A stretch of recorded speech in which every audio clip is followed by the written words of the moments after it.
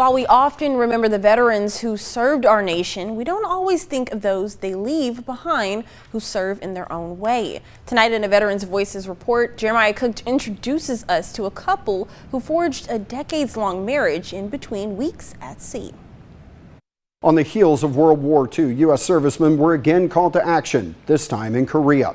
From June 1950 through July 1953, the United States military fought numerous engagements on the Asian peninsula.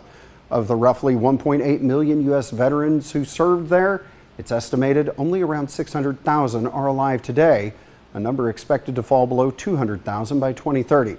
Robert Todd is one of those Korean War veterans and made 16 trips across the Pacific during that time aboard the USS Breckenridge.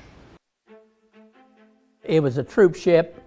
We transported troops as well as cabin class passengers. Transporting them from the U.S. West Coast to far-flung Asia. The trips were approximately 6 weeks in duration. It would take us about that long to get there and back. Robert says there was little time for sightseeing. We would go into Japan as most of the time. We would stay there overnight, sail the next morning, get back in the States, be there for 3 to 4 days and sail again.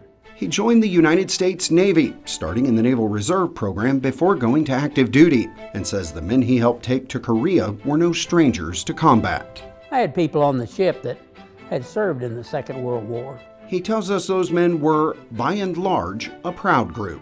They just felt it was their job, and they were going to go back to do their job. They didn't shirk their duties, and if they were called upon to go, they went. But in a sense, it wasn't just him serving. Waiting at home in California, his bride, Elaine. We had been married 2 weeks when he had to start serving active duty. The two had known each other from a young age, growing up together near Fort Scott, Kansas. By the time they were married and Robert was headed for active duty, Elaine says there was only one place she wanted to be. I worked at an insurance Western Casualty in Fort Scott, Kansas, had a good job. But I told them there, I said, look, if there's anywhere he's going that I'm going to be able to go with him, I'm going. So they didn't get much notice.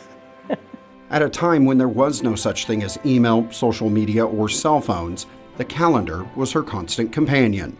Every 5 or 6 weeks when the ship was coming in, I'd start getting anxious for it to come in. Anxiety would often lead to a phone call. I would call and I'd say, when is the General J.C. Breckenridge coming in? Is it on schedule? You know, I couldn't wait. In between those times, the couple did the best they could.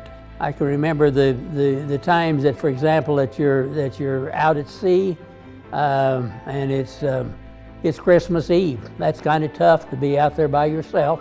She had the same thing, only she was sitting by herself, so. Making every holiday together a little more special. Absolutely. Very definitely, yeah. I think about it every time all our family gets together, how blessed we are.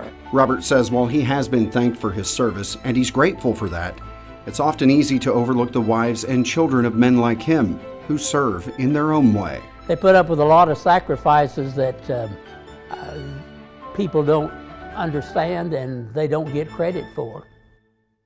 Robert and Elaine now live in Springfield, Missouri, where they're proud to continue their services through civic organizations like the Benevolent and Protective Order of Elks. Reporting for Veterans Voices, I'm Jeremiah Cook.